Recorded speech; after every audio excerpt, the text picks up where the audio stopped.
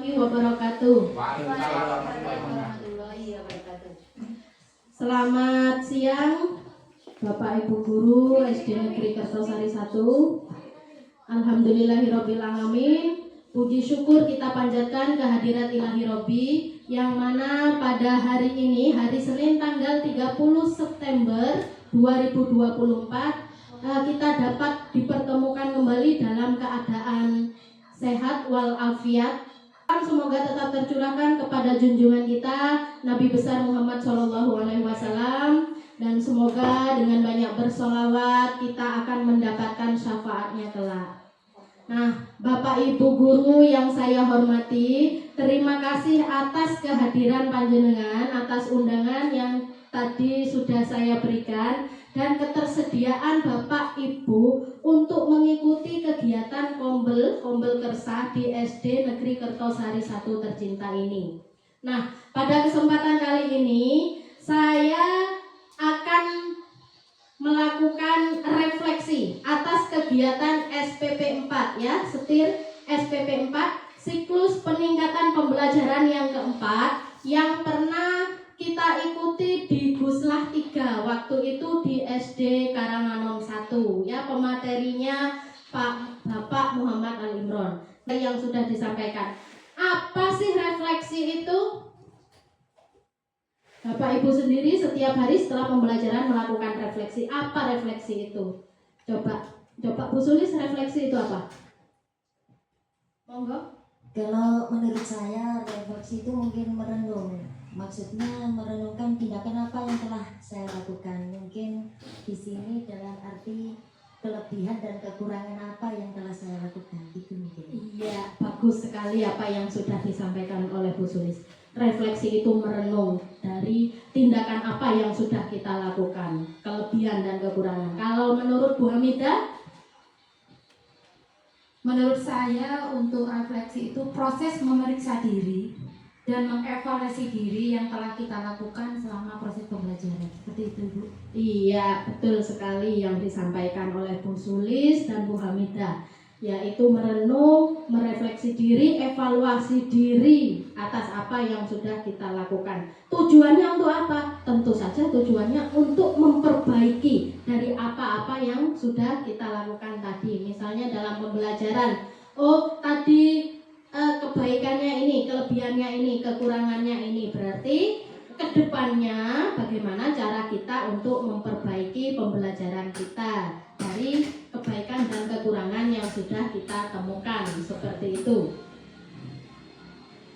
Kemudian materi yang pertama tentang keterampilan bertanya efektif. Ya, keterampilan bertanya efektif. Tujuan dari materi ini adalah mampu merefleksikan keterampilan bertanya efektif, dan yang kedua mampu mempraktikkan bertanya efektif.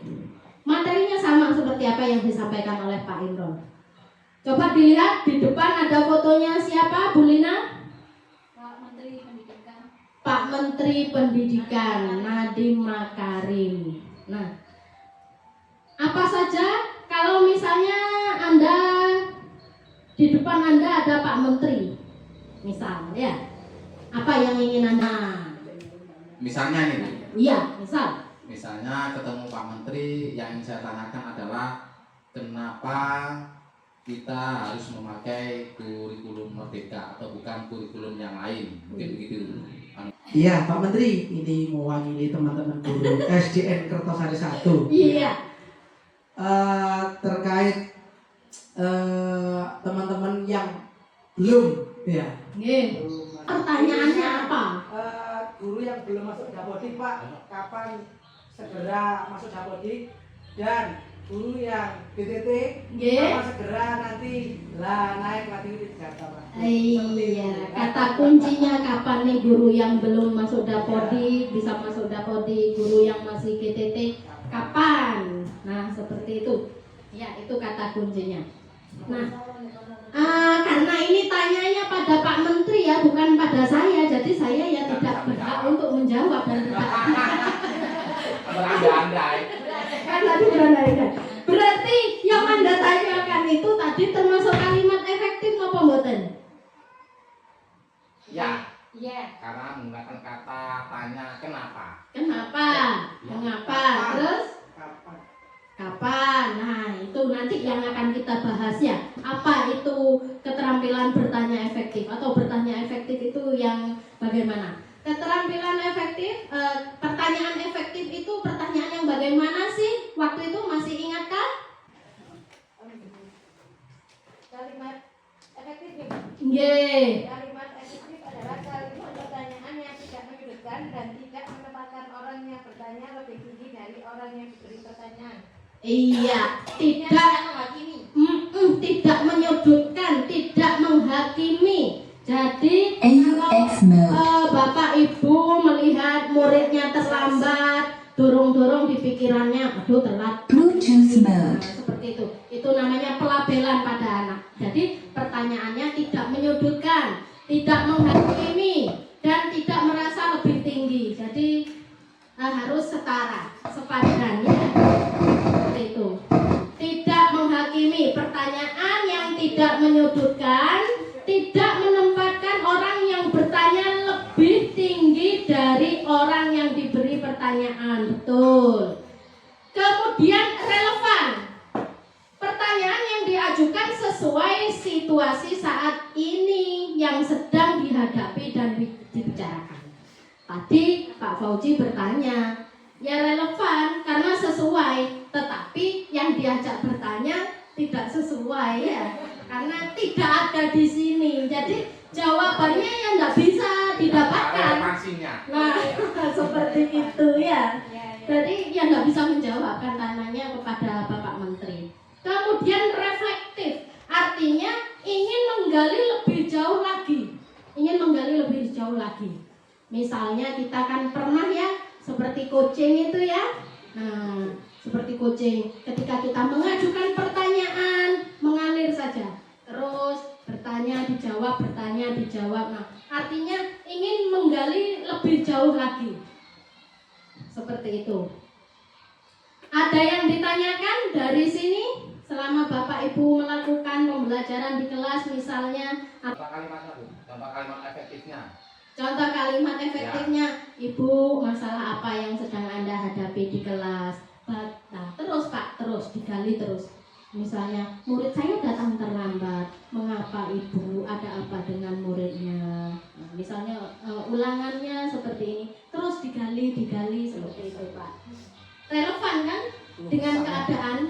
Iya. Curhat ya. Seperti curhat, tapi kita terus menggali, kita hadir sepenuhnya seperti yang disampaikan Bu Ham ini, harus hadir sepenuhnya. Kemudian saat omong-omongan ya, saat kita mengobrol, usahakan diri kita hadir sepenuhnya, mindfulness. Kalau kita melakukan coaching, tapi kita ngomong sama si A, ke anak murid A yang suka terlambat misalnya, tapi pikiran kita masih di rumah, anak tidak merasakan kehadiran kita, seperti itu. Kemudian pertanyaannya terus mengalir ya.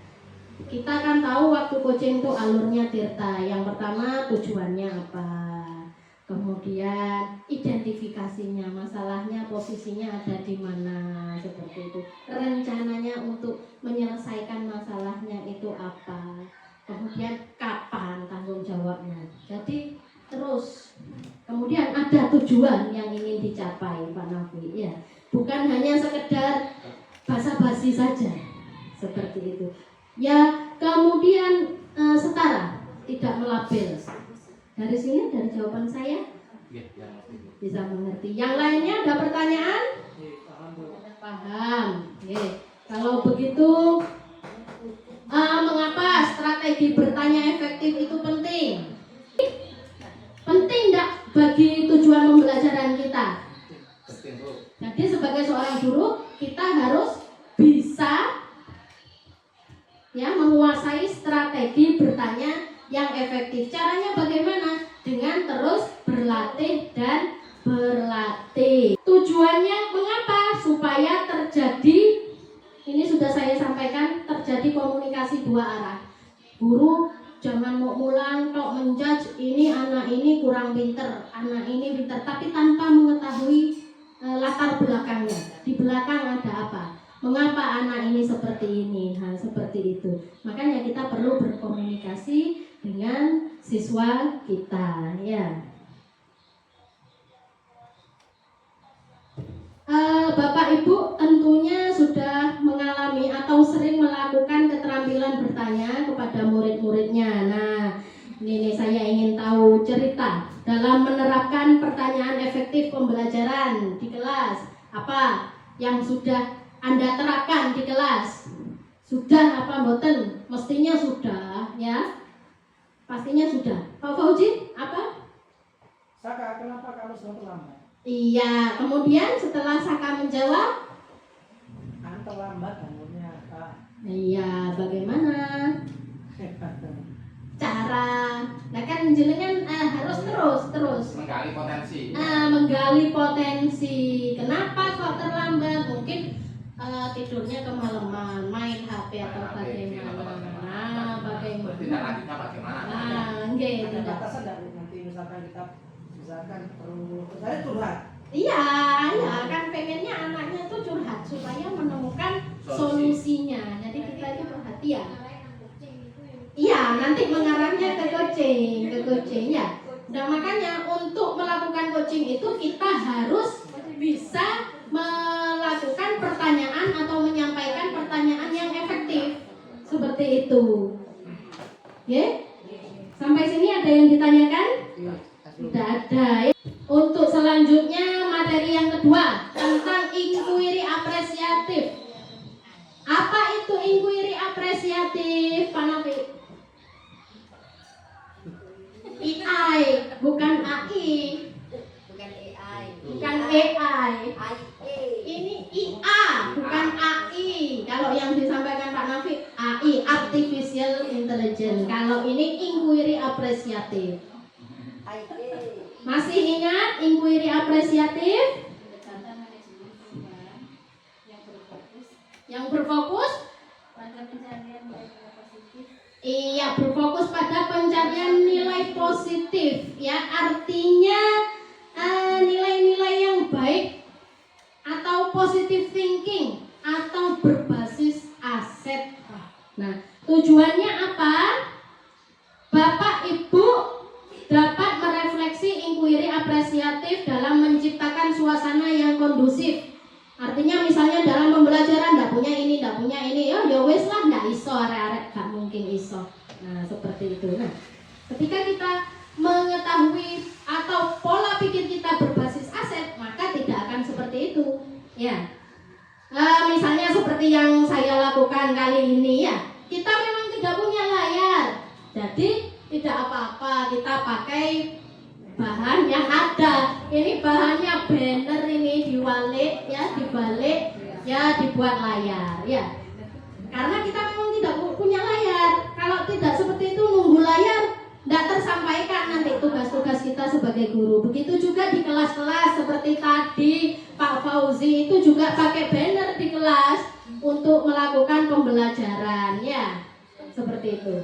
Tujuan selanjutnya dapat melakukan perbaikan terhadap penerapan strategi inquiry apresiatif dalam kelas. Jadi kita mengajar dengan baik, diperbaiki lagi, lebih baik lagi dan lebih baik lagi. Nah, ini pengertiannya inquiry apresiatif, prinsip-prinsipnya ya.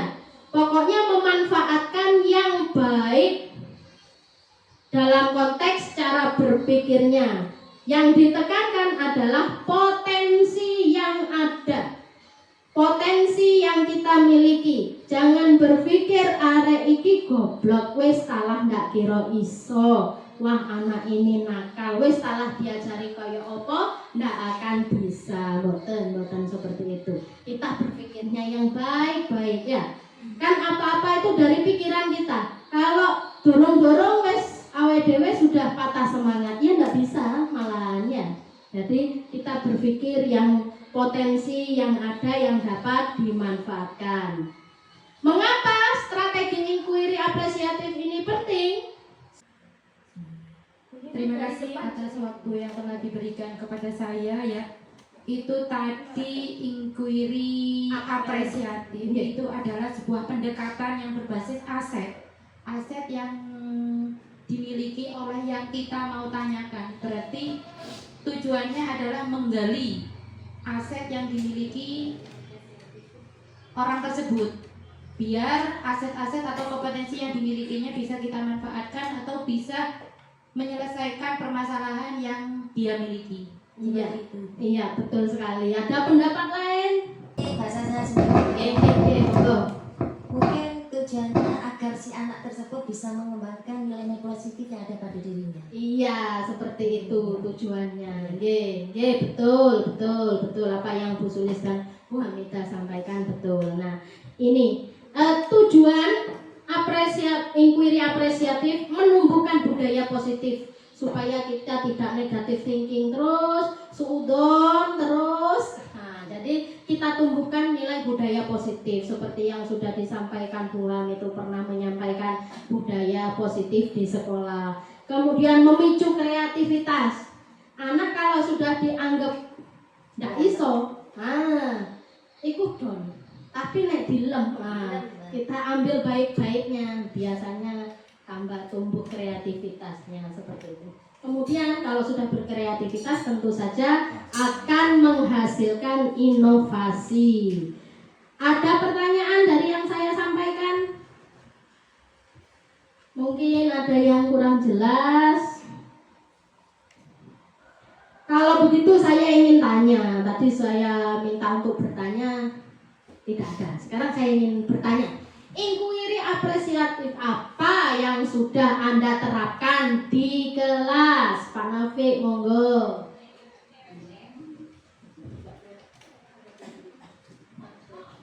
Mungkin yang telah saya lakukan adalah Bapak Ibu di sini adalah menggali potensi anak melalui berbagai macam kegiatan, Bu. Ya, jadi untuk menemukan potensi yang ada pada dirinya, saya melakukan berbagai cara, Bu. Salah satunya bisa di bidang kesenian, di bidang olahraga maupun di bidang akademik, Bu. Mungkin bisa seperti itu, Bu, yang bisa saya lakukan.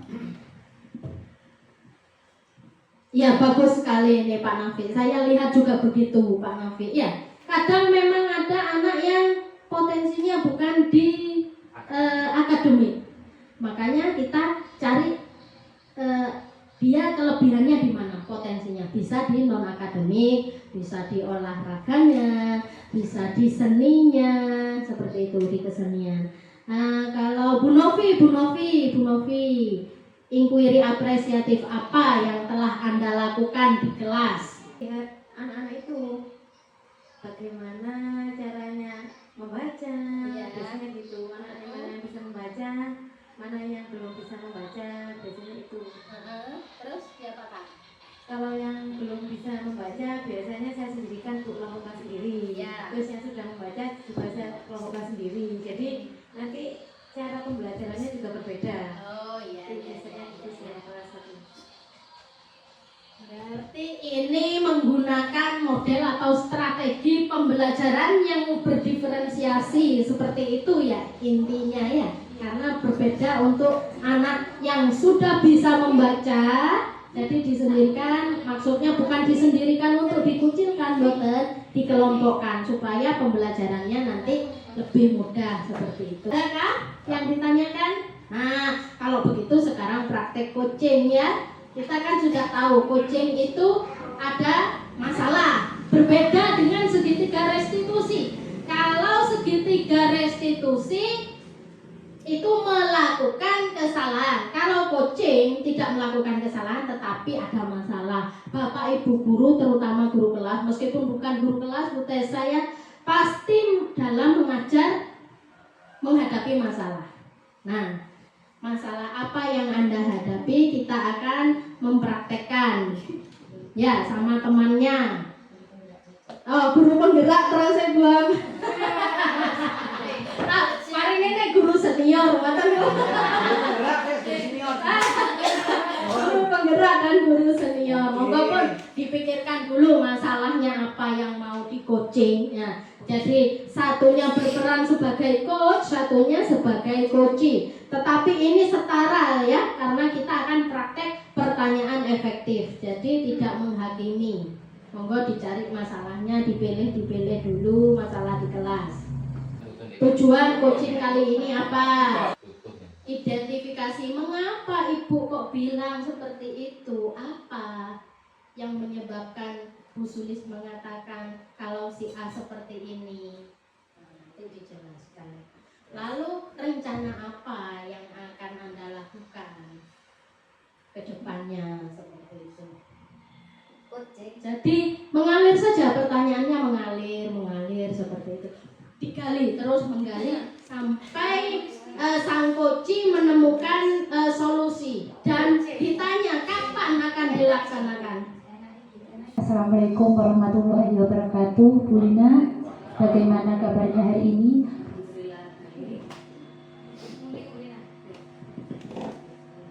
Ngomong-ngomong ya, karena saya di sini akan praktek kucing, Bu Lina tentunya mempunyai tujuan dengan adanya percakapan kita kali ini.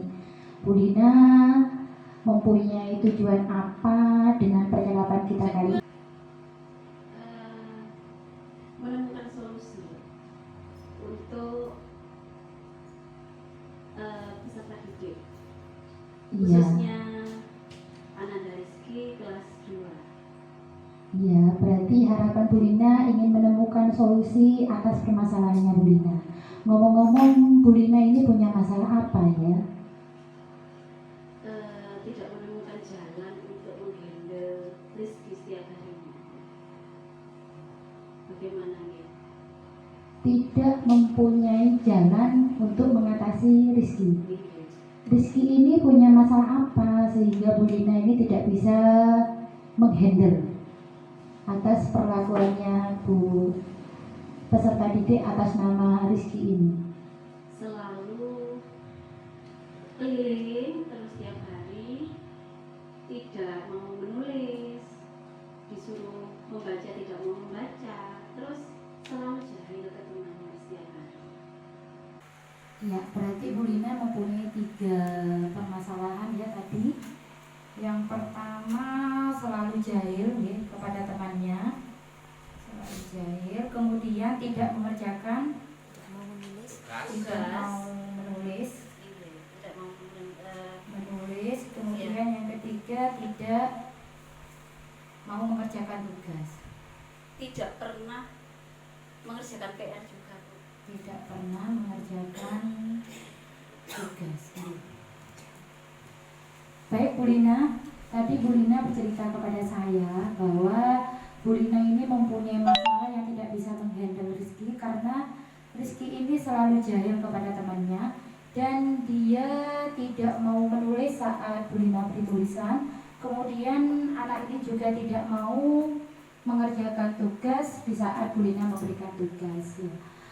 Kalau menurut Bu Lina, apakah Bu Lina sudah menelusuri penyebab kenapa Rizky ini bisa melakukan hal seperti itu?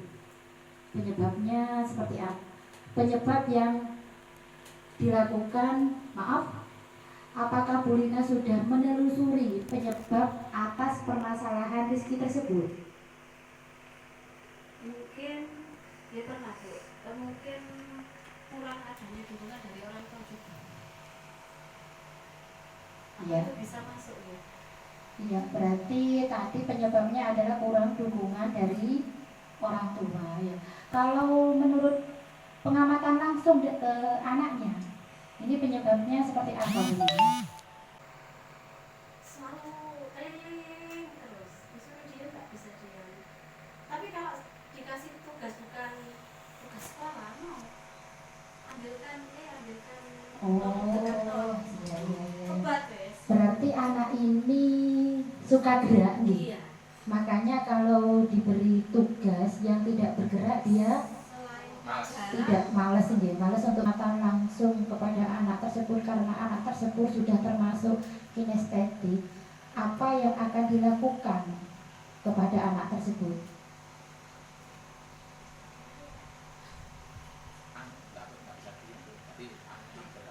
Ya, Bu, bedakan Sudah saya bedakan. Enggak sama dengan temannya. Nulisnya juga beda. Terus tugas-tugasnya juga beda. Tapi tetap enggak mau nulis, malah bukunya dioleh-oleh. Terus ya apa ya, aku bingung saya nyate. Padahal itu sudah mudah, Bu. Sudah saya permudah. Nulisnya sudah saya permudah. Bacanya pun sudah saya permudah. Misalnya saya mau ngajari membaca, paling mudah itu, tapi tidak mau, bilangnya nggak bisa, nggak ada keinginan, Bu. Menurut Bu Lina, setelah Bu Lina mengetahui dengan penyebab dan pengamatan langsung kepada anak tersebut karena anak tersebut sudah termasuk kinestetik, apa yang akan dilakukan kepada anak tersebut? Seperti apa Bu Lina, rencananya Bu Lina? Tapi masih mau ini, Mau sharing? bukan Iya. lain. Seperti apa Bu Lina? Rencananya Bu Lina melakukan rencana agar Rizky ini bisa mengikuti pembelajaran sesuai yang keinginannya Bu Lina. Misalkan dengan apa nih? Kesenangan nih. Iya.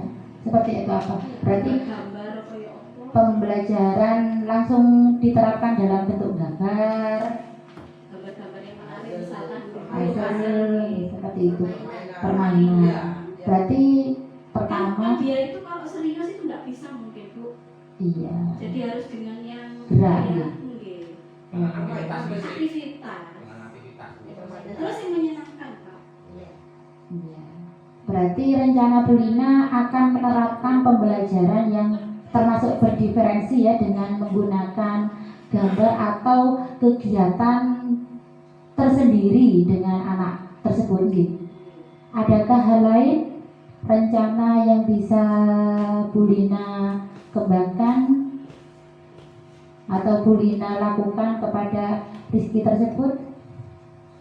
Satu-satunya jalan saya harus itu, Bu, dengan orang tuanya. Oh iya, nanti itu iya, Iya, iya. biar di rumah juga Iya, dia bisa belajar didampingi. iya. Berarti tadi metode yang akan dilakukan kepada Rizky tersebut, Bu Lina akan memberikan pembelajaran yang menarik ya, khususnya untuk Rizky dan teman-temannya. Menurut Bu Lina, rencana Bu Lina tadi kepada Rizky, apakah Bu Lina membutuhkan bantuan orang lain agar rencana tersebut bisa berhasil? Iya, Ya, kalau Bu Lina membutuhkan bantuan orang, berarti siapa saja yang dibutuhkan Bu Lina untuk melakukan aksi rencana yang Bu Lina lakukan?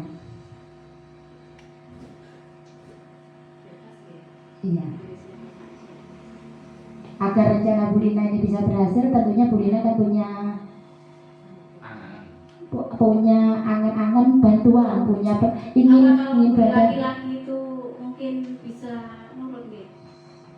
Berarti Bu Lina menginginkan bantuan dari teman sejawat nih. Bu Lina tadi mengatakan kepada saya juga Bu Lina menginginkan bantuan dari orang tua Rizky tersebut, karena dengan adanya bantuan orang tua tersebut nanti pengawasan di luar sekolah bisa terjangkau, seperti itu Bu Lina. Iya. Kalau begitu ya, selanjutnya rencana yang akan Bu Lina lakukan ini langsung, berarti besok ya, besok mau diterapkan langsung ke. Sekarang saya mau tanya kepada Bu Lina, karena Bu Lina tadi sudah bercerita panjang lebar atas masalah Rizky dan sudah menemukan solusi atas permasalahannya Rizky. Perasaannya Bu Lina sekarang setelah bercakap-cakap dengan saya itu bagaimana? Untuk masalah Rizky ini. Syukur. Dan lebih flow juga karena sudah ke sharing ke teman-teman tentang Rizky ini. Syukurlah, berarti rencana Bu Lina itu dengan permasalahannya Rizky tersebut sudah Bu Lina temukan nggih solusinya. Oke, beri aplaus kepada Bu Har dan Bu Lina. Terima kasih karena sudah bersedia untuk melakukan praktik mengajukan pertanyaan yang efektif dan inquiry apresiatif. Nah, itu tadi merupakan salah satu contoh dari materi yang kita refleksikan hari ini, yaitu materi SPP 4, siklus peningkatan pembelajaran 4, pertanyaan efektif dan inquiry apresiatif. Baik. Betul-betul terjadi. Nah, memang ini iya, makanya efektif karena memang relevan, Bu, memang relevan ya. Pertanyaan efektif itu tidak menghakimi, kemudian relevan seperti itu. Nah, baiklah Bapak Ibu, dari apa yang sudah kita lakukan hari ini, ada yang ingin ditanyakan atau mungkin kendala-kendala atau apalah, monggo silahkan. Nah, ada apa tidak? Oh, hampir sama, Bu Sulis, buat teman-teman. Pak Nafi, Misalnya gini Bu, bagaimana? kita sudah melakukan misalnya setelah di pembelajaran yang cocok sesuai dengan karakteristik Rizky. misalnya dengan pembelajaran tipe kinestetik. Mungkin selama ini yang mungkin Bu Lina, maaf Bu Lina, Nggih. masih belum menemukan pembelajaran yang pas, yang sesuai dengan karakteristik kasihnya Rizky. Kinestetik, ya kinestetik itu gerak. Gerak. Karena itu ojo dimenengno. Anak itu senang belajar kalau dengan bergerak. Kalau tidak bergerak dia males, wegah, ndak menantang apa pembelajarannya Bu Guru, gak seneng aku, gak semangat, ndak menantang. Opo ngene, nah seperti itu. Itu kinestetik kalau gerak. Kalau visual dengan gambar-gambar. Nah, kalau aktivitas menghitung batu, kalau perkalian seperti itu. Nah, nyusun apa, gambar-gambar apa, pokoknya dia bergerak, Bu. Kalau gambar kan tangannya bergerak, nempel-nempel apa, itu dia kak lah. Oh, ganti bantengan berarti. Nah, misalnya kan bandengan, Pak ini musiknya sama tulis dulu bandengan ya apa, B, anaknya apa, nah, oh iya belum bisa nulis ya, belum bisa, oh iya nulis. Iya. Sampun? Sudah tidak ada yang ditanyakan? Sudah jelas ya? Siap untuk melaksanakan di kelas? Siap. Terima kasih. Baiklah Bapak Ibu, itu saja yang bisa saya sampaikan hari ini. Terima kasih. Wassalamualaikum warahmatullahi wabarakatuh.